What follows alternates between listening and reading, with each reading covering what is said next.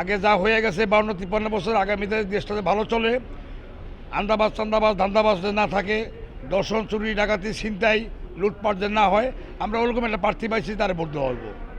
দেশে যে সুন্দর চালাতে পারে তারই ভোট দিব, যোগ্য দেখিয়া ভোট দিব আমরা।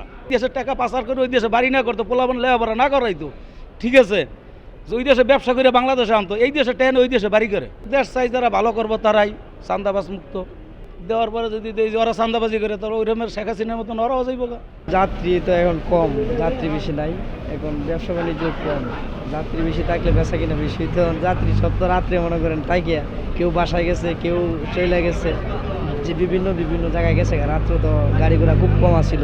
ভোট ঢাকায় আছে, যে মানে ভালো শাড়ি তেরাই দিব, যে ভালো কাজ করে তাদের দিব। এখন মহাখালী বাস টার্মিনালে যাত্রী কম, এখন যাত্রী চাপ কম, টিকিট পাওয়া যাচ্ছে, টিকিট পাওয়া যাবে না, যাত্রী কম গেছে, যাত্রী সবাই গেছেই গে নাই বলতেই চলে। ভোট দিতে অবশ্যই যাব।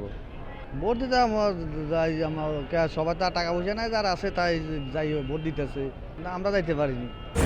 স্ট্রবেরি সুপার ডটেড ও ক্লাসিক ভ্যারিয়েন্টে সেন্সেশন জাগুক শিহরণ।